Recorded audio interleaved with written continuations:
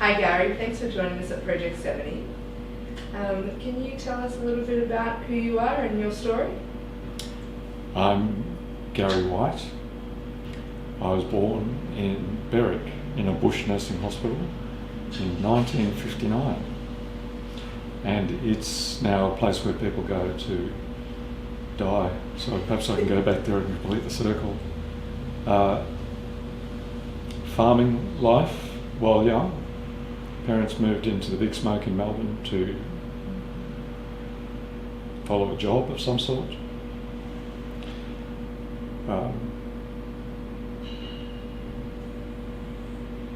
Went to primary school, high school, started university, was going to be a chemist. Was doing applied chemistry and loved it. Had my own little molecule set, had a white coat, spatula in one pocket, molecule set in the other, poured through books on the train to and from uni. Life took a bit of a twist. We actually kicked my father out of house and home, so we get a bit of a life back. And my older brother and I realised that we probably had to earn a living then, because there was bills to pay, so we went and got jobs. So embedded in Victoria, working one morning, on a Saturday morning, in the sun. I was looking through the jobs, but I wasn't really happy driving trucks as I was at that time. I thought that I should go back to using my brain, not my brawn, and I saw a job description which didn't quite meet what the job was all about. It said minimum requirements fourth form, but the job seemed much better than that. And I took the job description out to the kitchen to my wife and said, "Have a look at this. This is what the description, you need up to a minimum of fourth form or year 10. But this looks like a fantastic job." Closed the paper. A few weeks later, a large yellow envelope arrived from the Department of Transport, and I thought, what have I done with the trucks? I thought I was a good driver, and it was an application form, because my wife cut out the little bit, filled out the form, sent it in, an application form. And it was for a part of the air traffic control broader system called flight service. And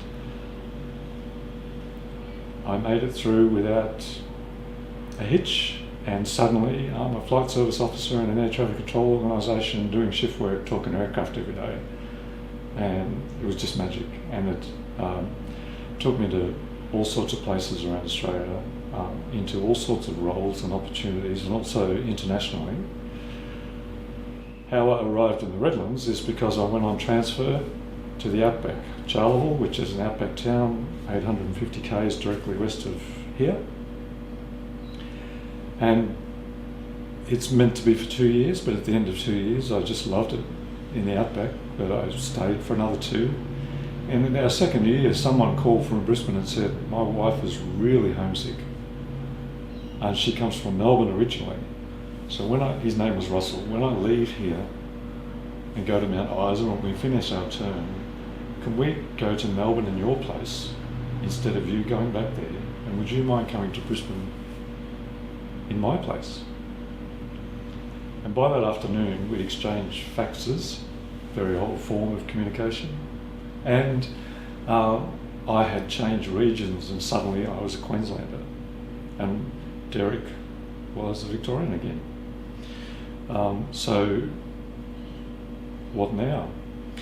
Well, air traffic control was starting to use satellite technology, so the equipment would stay throughout Australia in the remote places and at the populated places. But services were being consolidated to major cities. So transfers to other places were few and far between, and I had to come back to Brisbane. We stayed with a boss from Charleville who'd come to Brisbane. We looked on the north side, which is the airport ghetto, where all the airport workers basically live, and to no avail, couldn't find anywhere. And he just one night, not as my father, but in a very fatherly way, said, "Have you tried the south side?" So we try the south side. Looked in the paper. I had no street directory. Didn't really know where I was going. I'm usually pretty good with directions, following the old natives. I was meant to go maybe to Birkdale, ended up at Wellington Point. They said that I couldn't afford there and I should go somewhere down here.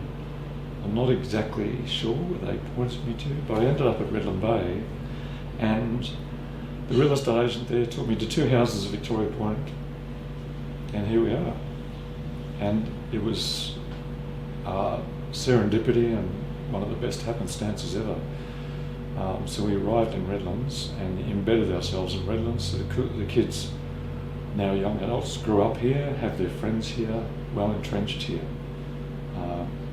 And so we as a family, I just love it here. So we arrived, worked, just love the place. So here we are in Redlands. So you've been with netball out of Vicky Point, since 1990. So how's that been? Because that's obviously a volunteer role. 30 years, how have you done it? It's probably a little bit of what Garry does. My wife and daughter thought, well, we've played sport wherever we've been. Let's go and have a crack at netball. I was playing squash and trying basketball. Okay, family time, I'll do the dad thing. I'll go and watch them from the side of the court. And I could hear the umpires talking to each other in between quarters, in between games, complaining about the fact there just wasn't enough umpires. And as good as I was trying to be sitting on the sidelines watching, why don't I have a crack at umpiring? And I can help the club that my daughter and my wife have joined not be so pressed for time. So I can sit and watch their game, and then I can umpire or however it worked. So I umpired, and along with basketball in Victoria, it's something that I really enjoyed. So I thought maybe I should do a course. So I did a course, and I did enjoy it. I felt that with the aviation kind of context of being able to make quick decisions and being able to handle stress and responsibility, and I also love being fit. It just seemed to be the right thing to do. So how can I understand the game more? Or maybe I should play. So there's no outdoor netball for men, so I went to indoor netball, and I just loved it. It's not basketball where everybody goes to one end of the court, everybody goes to the other. You have your areas where you are or aren't allowed. So it really forces more of a team approach, and I like that too. And I seem to be able to naturally read a game. Well, maybe I should do a course or something, but at about the same time, people in netball were saying, you umpire well, your daughter's here, we're short of coaches, how about coaching? Well, maybe that's the course I should do. So I did a coaching course, and it seemed that I could understand the game and the principles of the game fairly well, and how they just should be naturally and simply applied. It's not too complex. So I did a coaching course and I enjoyed that. Suddenly I find myself a senior coach in the organisation, and I'm coaching indoor as well, and I'm coaching 6-year-olds, 16-year-olds, 26, 36, 56-year-olds. And I found out that a few of the isms of life were really true. It's not how you play it. It's not the scoreboard that matters, it's how you play the game. It wasn't at all, and never has been, about netball. It's about growing people and growing relationships and growing a family. And we had an opportunity for 3 years in a row for all 5 of us to hop in the car, the mum bus that we had, and pick up a girl who was about 16 and completely deaf, but read a game perfectly, and pick up another girl from a disadvantaged family, and that makes 7. And we used to travel to Salisbury and play indoor netball as a family and a team.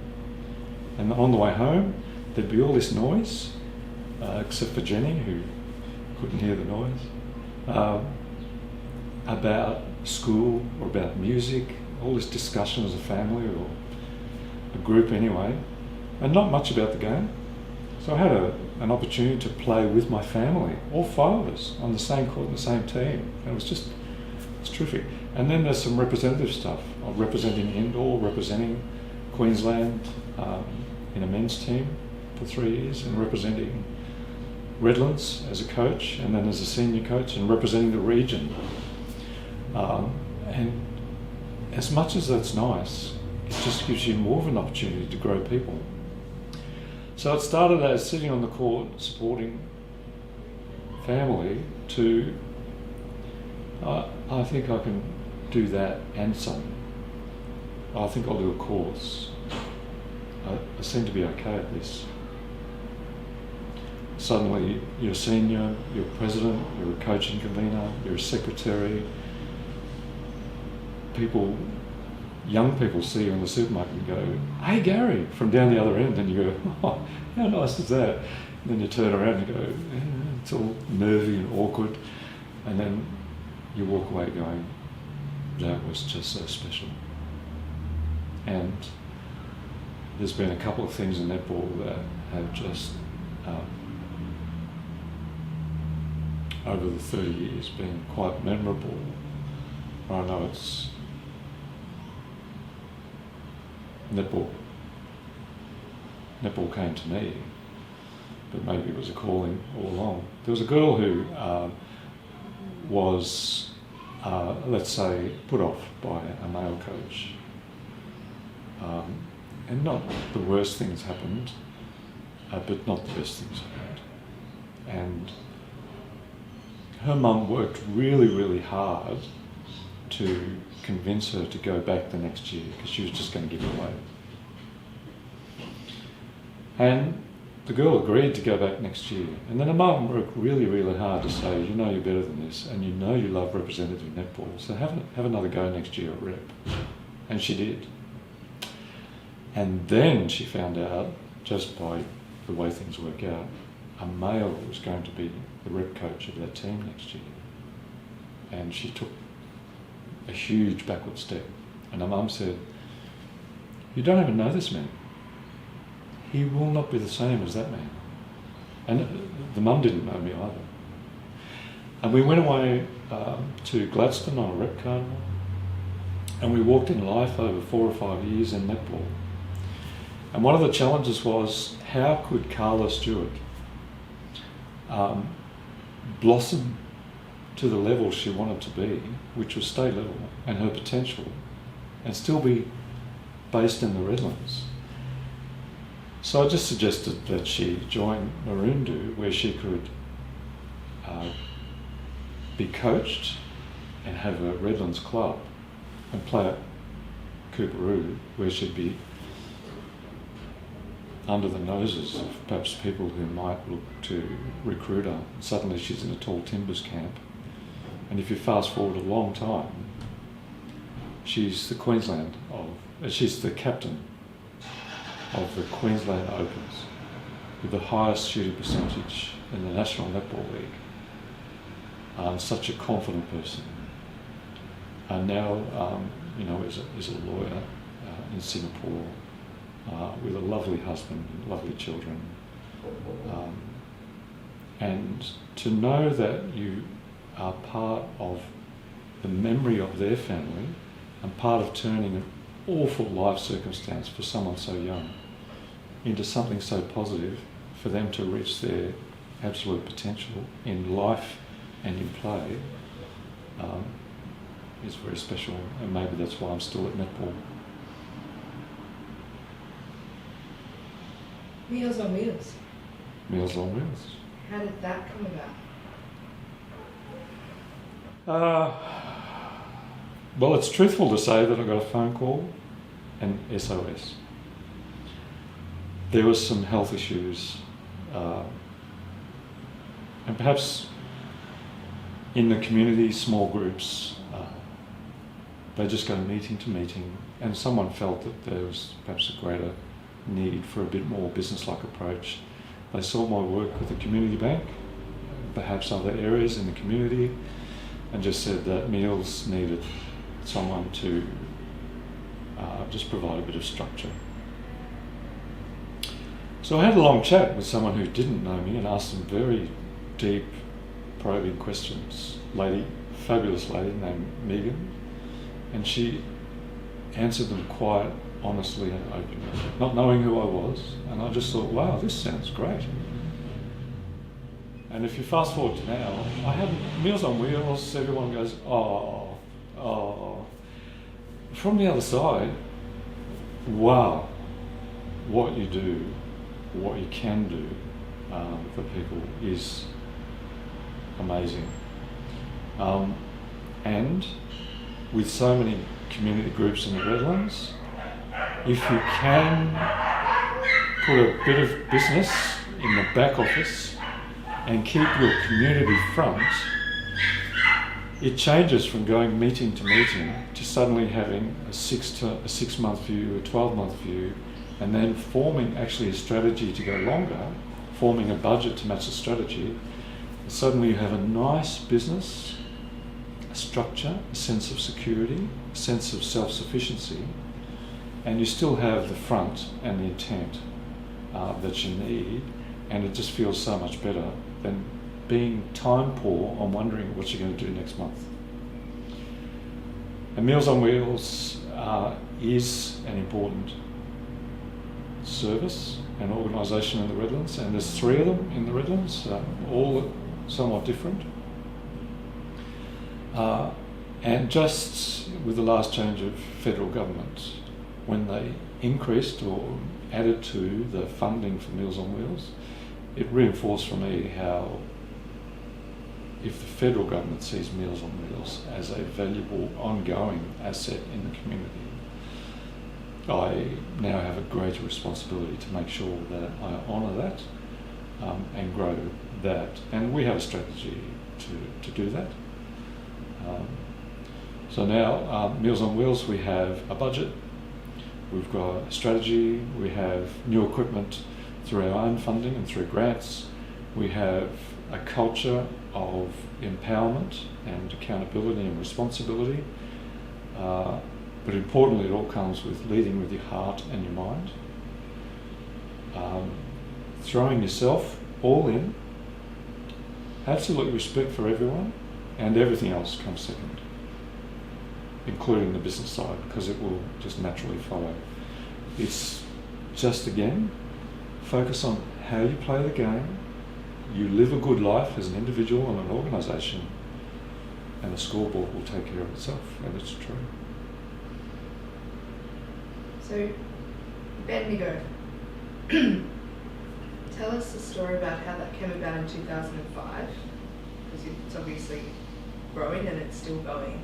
Yeah. So how did it start, and why did it start? Koala Park Shopping Centre at Victoria Point was a great little villagey shopping centre, and we loved it. We lived very close, and it had a bank.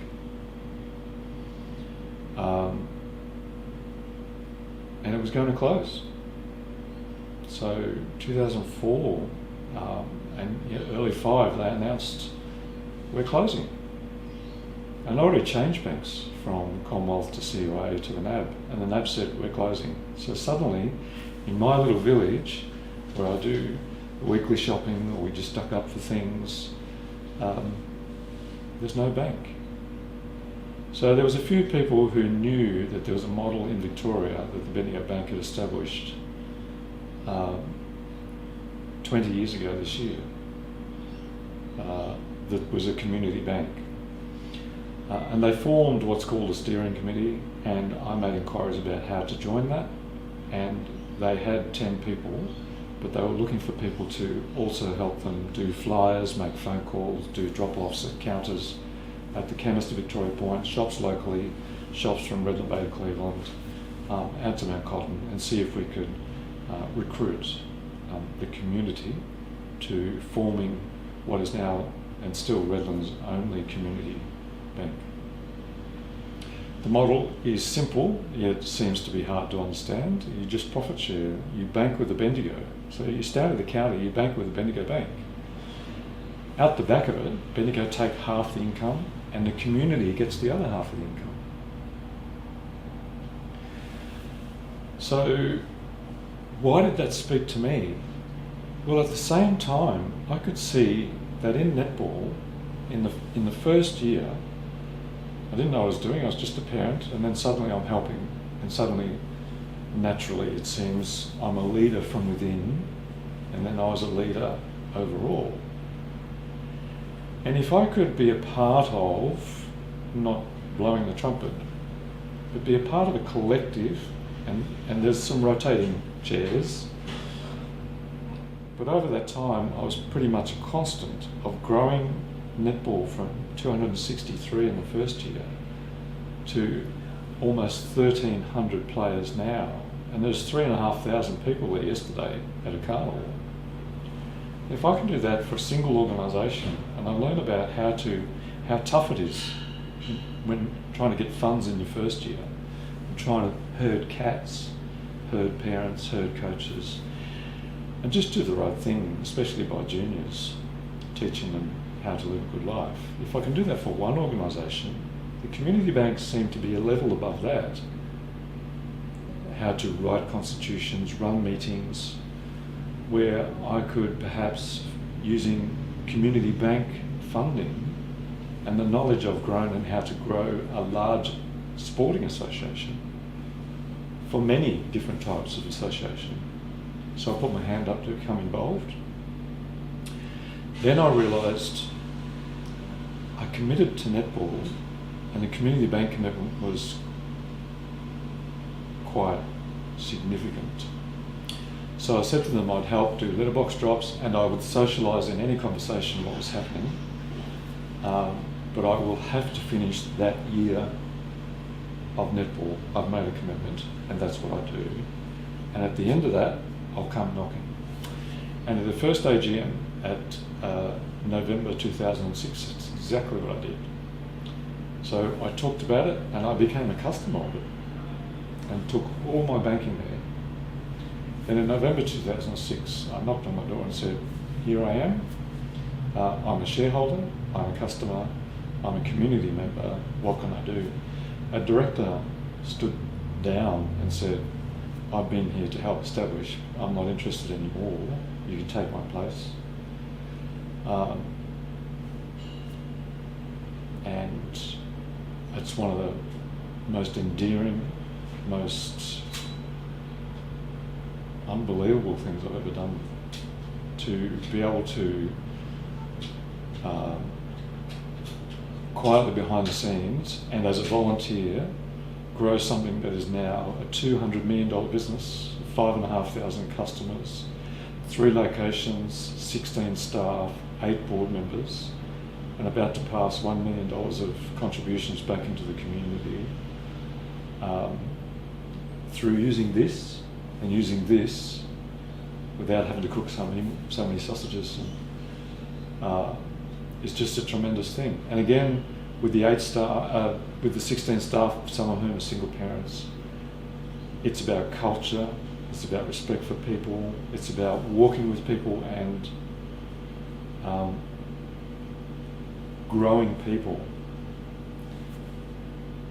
keeping your eye on how you play and letting the scoreboard take care of itself. And to take a company, I'm quite proud, and becoming publicly more proud, I guess, as I get older, of a moment where I actually wrote my resignation and put it in my back pocket, because there was a lot of arguing in the early days on the board. The people that were there were right and confident to start a business, but when they didn't volunteer themselves and had no idea about community development, at a time when the community bank needed to embed themselves in the community, I wasn't interested about arguing for an hour and a half about whether I could spend $10 on a shirt that had branding. That's not why I joined. So I'm going to give it away and just go back to netball. But as I was going through my dot points, I realised that my language was changing to what I really thought about, and that I'm not the one to go. And I invited the others to leave. And I turned the ship around 180 degrees, and I opened up our spending, and I opened up our board and our branch so that we could be as one. And it's very hard times to grow a business when going into debt, and yet you know the model is just perfect for your village. But how do you have faith when really what you need is an income? But I just believed in the model. And here we are. We have fabulous leaders, a great branch team that is shared across 3 locations, almost $1 million back into the community, 16 families who are funded as a job, 5,500 customers, Redlands only community bank. People love the fact that I don't mind at all writing or rewriting their constitutions, taking them through how minutes are meant to be, because it's simple, it's not that hard. Just giving them gentle nudges or taking them to task, because that side of the community is really missing, and everybody's kind of broken up, or hubbing and bringing people together, just suggesting things. There's a choir called Vision in Voice, started as a choir of people who are completely vision impaired or blind, but a teacher knew that they could sing. Not well, it didn't matter. They could just have a weekly release in a place that was a constant and just sing. And I found another group who rowed dragon boats in competitions. But they wanted to open up their dragon boats to other community people. And I said, so how come you haven't invited people like this who haven't experienced rowing or boats? So why don't you grab the choir down here and take them for a run? And that cross-pollination of clubs meant that some of the people in the dragon boat actually ended up and are still at the Vision and Voice choir as carers or supporters or leaders or singers. And the dragon boat club got a feel for what it's like to share their experience with others, that they just learned how to do it more often. And all I did was sow a seed and watch it happen.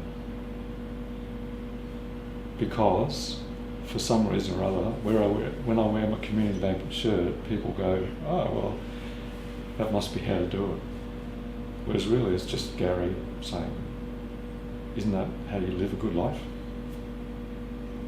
I was really chuffed by a book I read a couple of years ago by Hugh Mackay, who's one of Australia's great philosophers. And he took to task those people who said you have to be happy every day, because it's just impossible. And you have to have sometimes great sadness to appreciate great happiness. And if you're happy every day, how do you know you're happy really? But really, in life, if you can just live a good life on reflection, knowing you've lived a good life, that will make you happy. And that's what the community bank's all about. The challenges you get into day to day are quite tough. In the current financial context, are really tough in interest rates. But the people that we have are fantastic. The community groups you get involved with are fantastic. And the reflections that you create are just special. We know we're living a good life. And that's what the community bank's all about. Although people see bank, stigma, it's not like that at all. It's just a fabulous thing that we have. What's your favourite part of the Redlands? I don't like swimming. I hate sand. But I love the water. And I could sit and watch it forever. I got told off for living in the Redlands, living at Victoria Point and not having a boat in the garage. People in air traffic control in Brisbane, where do you live? Victoria Point. Got a boat? No. Why do you live at Victoria Point? Because I love it. And they used to say things like, to Queenslanders, I live at Victoria Point to keep my allegiance to Victoria, just to give them the irrits. But when I found the water, and when I was renting closer down near Salford Waters, and I could come home into the kitchen, look out the window and see through some of the Salford Waters village to the water, and that feeling just of stress or the day or the shift work just drops off you. And if you hop on a boat on the ferry to Coochie or to Stratty, you could be anywhere in the world. Now I'm someone who actually has been seasick in a gazebo because the floor just slightly moves.